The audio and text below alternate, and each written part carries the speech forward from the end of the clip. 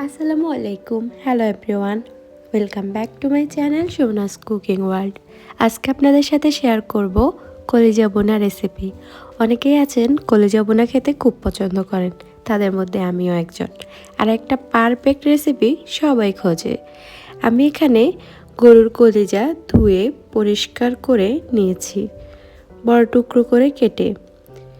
এবার যেটা করব, আমি এখানে গরুর কলিজা রান্না করার জন্য যে যে উপকরণগুলো নিয়েছি সেগুলো এখানে নিয়ে নিয়েছি।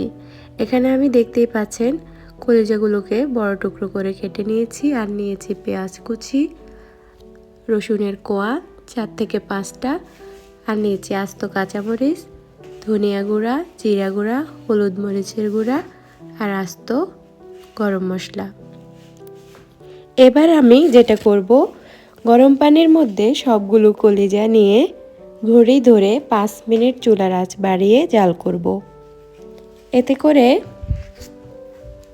কলিজার ভেতরে ময়লা থেকে থাকলে সেটা বের হয়ে আসবে। তবে অতিরিক্ত জাল করবেন না, তাহলে কিন্তু রান্না করলে কলিজা শক্ত হয়ে যাবে। এরপর পানি ফেলে 2-1 বার ধুয়ে নিয়েছি। এরপর প্রতিটা কলিজা চেক করে উপরের আবরণটা খুলে নিচ্ছি। এতে করে রান্নার পর কলিজা খুব ভালোভাবে সিদ্ধ হয়। অনেকে এই আবরণ ফেলে না, তাই কলিজা রান্নার পর শক্ত হয়ে যায়। এবার কলিজাগুলোকে ছোট টুকরো করে কেটে নিয়েছি রান্নার জন্য।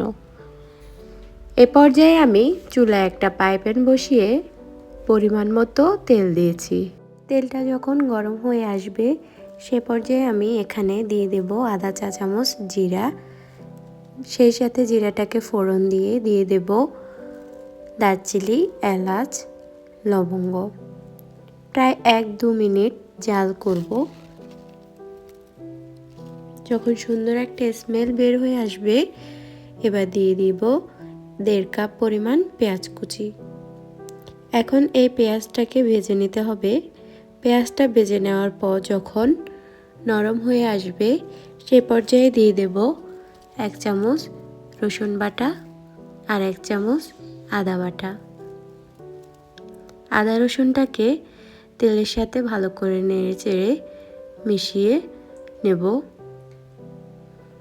এরপর দিয়ে দেব 1 চামচ ধনে গুঁড়া, 1 চামচ লাল মরিচের গুঁড়া আর 1 চামচ এরকম 1.5 চামচ হলুদ গুঁড়া।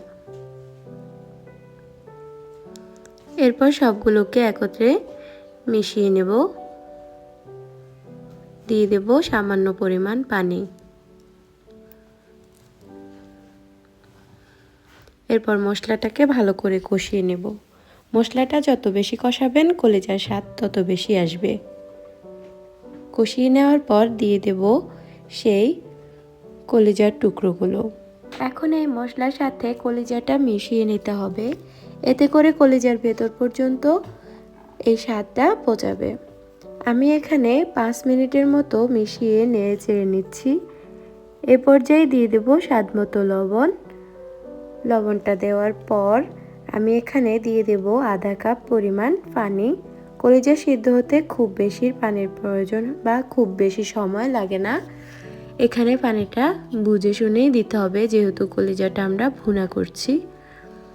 এরপর নেড়ে চেড়ে মিশিয়ে ঢাকনা দিয়ে ঢেকে রান্না করব। মাঝখানে ঢাকনাটা সরিয়ে আমি দিয়ে দেব রসুনের কোয়া 4 থেকে 5টা। রসুনের কোয়াটা দেওয়ার পর নেড়েচেড়ে আবারও ঢাকনা দিয়ে রান্না করব পানিগুলো শুকানো পর্যন্ত।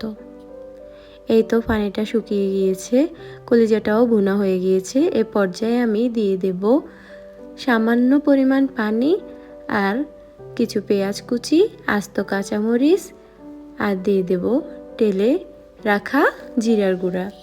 সবগুলো উপকরণকে ভালো করে মিশিয়ে নেড়েচেড়ে নেব আবারও 3 থেকে 4 মিনিটের মতো। এরপর এগুলোকে ঢাকনা দিয়ে রান্না করব 5 থেকে 6 মিনিটের মতো। এরপর ঢাকনা সরিয়ে নেব। এই তো এরই মাঝে আমার কলিজা ভুনা হয়ে গিয়েছে। দেখতেই পাচ্ছেন পেঁয়াজগুলো সিদ্ধ হয়ে গিয়েছে একেবারে। মরিচগুলোও সিদ্ধ হয়ে গিয়েছে। এ পর্যায়ে পরিবেশন করে নিচ্ছি। আশা করছি আমার কলিজা ভুনা রেসিপিটা আপনাদের সবার কাছে ভালো লাগবে।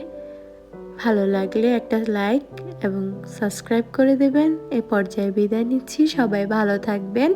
আল্লাহ হাফেজ।